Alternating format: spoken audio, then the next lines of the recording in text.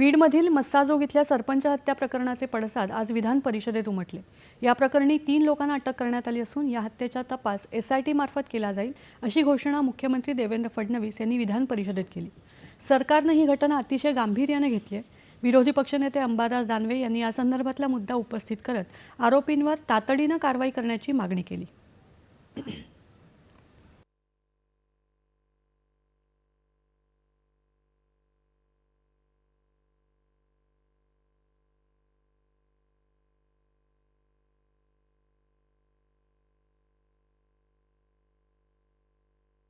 बीडमध्ये मागच्या आठवड्यामध्ये 9 डिसेंबर रोजी एक घटना घडली। एक केस तालुक्यातील मस्साजोग गाव आहे। या गावातील एक सरपंच आहे संतोष अण्णा देशमुख आणि या संतोष अण्णा देशमुखांचा खून करण्यात आला। अजून 3 गुन्हेगार फरारी आहे। माझी मागणी आहे की या 3 गुन्हेगारांवर लवकरात लवकर आपण अटक करावी।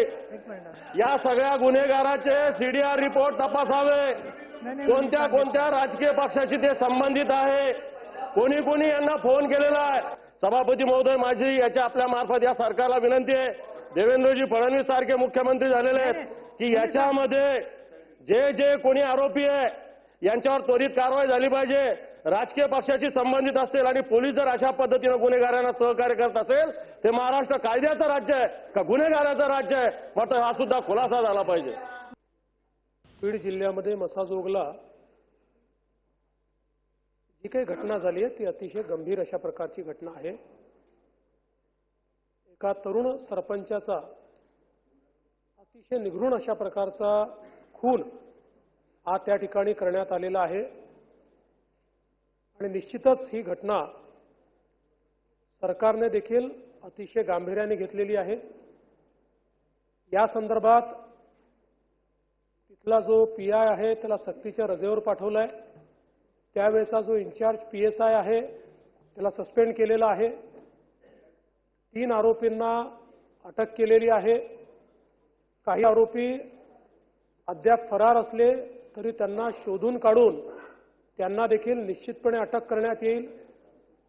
मुळातच मी माननीय विरोधी पक्षनेत्यांना एवढं सांगू इच्छितो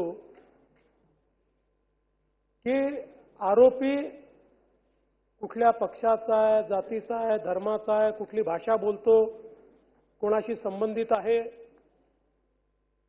अशा प्रकारचा विचार न करता जो खरोखर घटनेमध्ये इन्व्हॉल्व असेल अशा प्रत्येकावर कारवाई केलीच जाईल। याकरताच ही केस CID क्राईमला ट्रान्सफर केलेली आहे। तिथे या संदर्भात एक स्पेशल SIT तयार करण्याला सांगितलेली आहे। या SITच्या मार्फत याची चौकशी करून या घटनेच्या पाठीमागे जे कोणी असतील त्यांना शोधून काढून त्यांच्यावर कारवाई केली जाईल। त्यामुळे मी आपल्याला आणि आपल्या मार्फत महाराष्ट्राच्या जनतेला आश्वस्त करू इच्छितो की कोणीही गुन्हेगार असो यातला तो आम्ही सोडणार नाही आणि ज्या ज्या पोलिसांनी त्या ठिकाणी कामचुकारपणा केला असेल, जाणीवपूर्वक केला असेल त्यांना कारवाई झाली आहे। अजून कोणी त्याच्यात इन्व्हॉल्व सापडला तर त्याच्यावरही कारवाई केली जाईल।